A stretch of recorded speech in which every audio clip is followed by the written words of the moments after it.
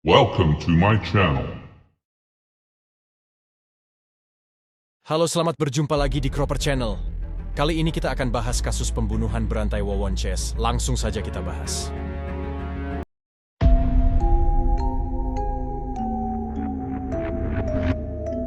Kita bahas kasus pembunuhan 9 orang oleh komplotan Wawon yang terungkap pada Januari lalu.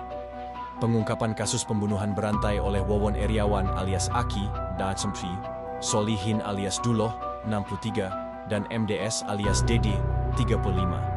Bermula dari kejadian di sebuah kontrakan di Ciketing Udik, Kecamatan Bantar Gebang, Kota Bekasi, Jawa Barat. Saat itu, satu keluarga diduga keracunan, yakni AM, 40, AR, 23, MR, 17, DD, dan NR, 5. Kemudian kasus berkembang menjadi pembunuhan setelah polisi menemukan kandungan zat pestisida pada sisa makanan, muntahan, kotoran, tubuh korban, hingga sisa bakaran sampah di halaman belakang lokasi kejadian. AM, beserta 2 anaknya dari mantan suami sebelumnya, Didin, tewas, sedangkan NR dan Dede selamat. Selanjutnya, pada Selasa 17 Januari 2023, Wawon dan Solihin ditangkap di kediamannya di Kampung Babakan Mande, Desa Gunung Sari, Kecamatan Ciranjang, Kabupaten Cianjur, Jawa Barat. Dede yang dirawat di Rumah Sakit Polri Kramat Jati, Jakarta Timur akibat keracunan, juga ditetapkan sebagai tersangka. Dari pengembangan kasus itu, terungkap bahwa Wawon Ches membunuh 9 orang. Dari 9 korban tewas di tangan komplotan ini, 6 orang pernah menjadi TKW. Mirisnya, sebagian besar dari mereka memiliki hubungan kedekatan dengan Wawon, yakni sebagai istri, mertua, hingga anak tiri. Ke-6 korban tewas itu ialah Halimah, Ai Maimunah, 40, Siti, Farida, Noneng, serta Wiwin. Komplotan Wawon mendekati para perempuan mantan TKW itu dengan iming-iming dapat memberikan kesejahteraan, kesuksesan, serta kekayaan melalui kemampuan supranatural. Komplotan pembunuh asal Cianjur, Jawa Barat, ini beraksi dengan model seperti bisnis multi-level marketing atau MLM. Direktur Reserse Kriminal Umum Kepolisian Daerah, Polda Metro Jaya Komisaris Besar Hengki Haryadi menyebutkan, fakta ini disimpulkan dari keterangan 3 tersangka, beserta total 14 saksi. 3 tersangka ini berkomplot menipu korbannya dengan mengaku bisa menggandakan uang menggunakan kekuatan supranatural. Sejauh ini, ada 2 korban pekerja migran Indonesia yang sudah meninggal dibunuh, yaitu Siti dan Farida. Pada praktiknya ini kayak MLM, ada downline, bawahan yang direkrut. Dari Siti misalnya, ajak temannya untuk bisa digandakan uangnya. Perekrutan itu, kata Hengki, antara lain dilakukan Ai Maimunah, istri Wawon yang tewas diracun Dede di Bekasi medio Januari ini. Perempuan yang dinikahi Wawon pada 2016 itu menurut keterangan mantan suaminya, Didin, pernah bekerja di Oman pada 2013-2015. Selain Siti yang meninggal setelah tercebur di perairan Bali, korban lain seperti Farida juga pernah diketahui membawa temannya sesama pekerja migran. Namun, Farida kemudian dibunuh dan dikubur seorang diri di sebuah rumah kontrakan di Cianjur pada 2021.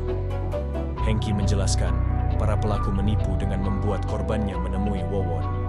Pria itu lalu menunjukkan trik menggandakan sejumlah uang tunai di dalam amplop. Untuk meyakinkan korbannya, Wawon juga menunjukkan mobil dan rumah mewah milik orang lain. Kepala Subdirektorat Kejahatan dan Kekerasan Direktorat Reserse Kriminal Umum Polda Metro Jaya, Ajun Komisaris Besar Indrawieni Panjioga menyampaikan, kepolisian tercatat ada 11 perempuan pekerja migran Indonesia yang menjadi korban penipuan komplotan Wawon, yakni Yeni, Farida, Siti Fatimah, Aslem, Enti, Hamidah, Evi, Hana, Yanti, Nene, dan Sulastini. Dari 11 korban yang tercatat, Farida dan Siti diketahui tewas setelah menagih uang kepada Wawon. Dari hasil pemeriksaan Hana dan Aslem, keduanya mengaku jika mayoritas korban diperkenalkan modus penggandaan uang melalui Yeni dan Siti. Aslem mengaku selama 6 tahun bekerja dan mengikuti praktik penggandaan uang tersebut kerugiannya sekitar 288 juta. Sementara Hana yang selama 2 tahun terus menyetorkan uang mengalami kerugian 75 juta. Indrawieni menambahkan, kedua saksi tersebut terkejut lantaran uang hasil jerih payah mereka telah raib begitu mendengar kasus pembunuhan berantai oleh Wawon, Duloh, dan Dede mencuat. Selama mereka bekerja menjadi pekerja migran, gaji bulanan yang mereka terima berkisar 3 juta rap 5 juta rutin diberikan kepada Wawon Shies setiap bulan.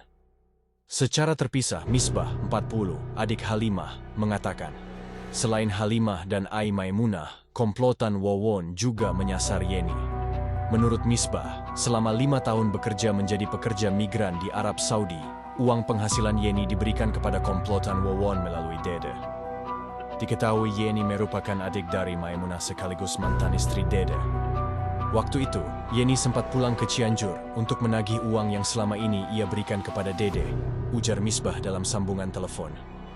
Kepulangan Yeni ke Cianjur untuk menagih uang, lanjut Misbah, menjadi pengalaman yang tak terlupakan oleh keponakannya. Kala itu, Yeni diajak ke rumah Duloh untuk mengambil uang hasil investasinya selama ini. Begitu tiba di rumah Duloh, Yeni diminta untuk tidur lantaran uang yang ia cari akan datang di malam hari.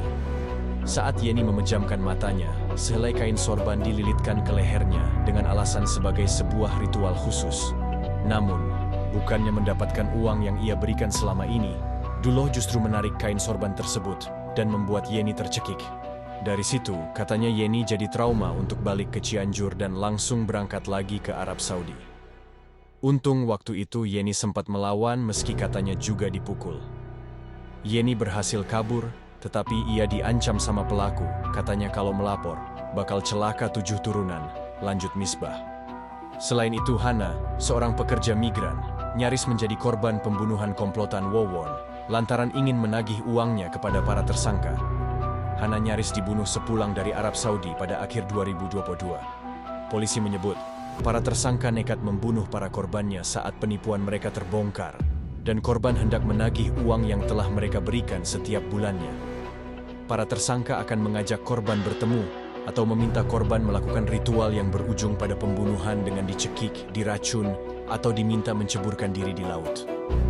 Namun, motif pembunuhan 9 orang oleh Wawon diduga bukan karena alasan ekonomi semata. Hal itu karena anak kandung Wawon turut dibunuh, dan salah satu tetangganya, yakni Ujang Zainal Mustafa, 54, diracun dengan maksud untuk membuang sial. Demikian kisah pembunuhan Wawon Shies. Dari kisah ini kita bisa ambil hikmahnya. Bagi yang belum subscribe, silahkan subscribe biar tidak ketinggalan kisah-kisah selanjutnya di Cropper Channel tentang pembunuhan. Sekian dan terima kasih.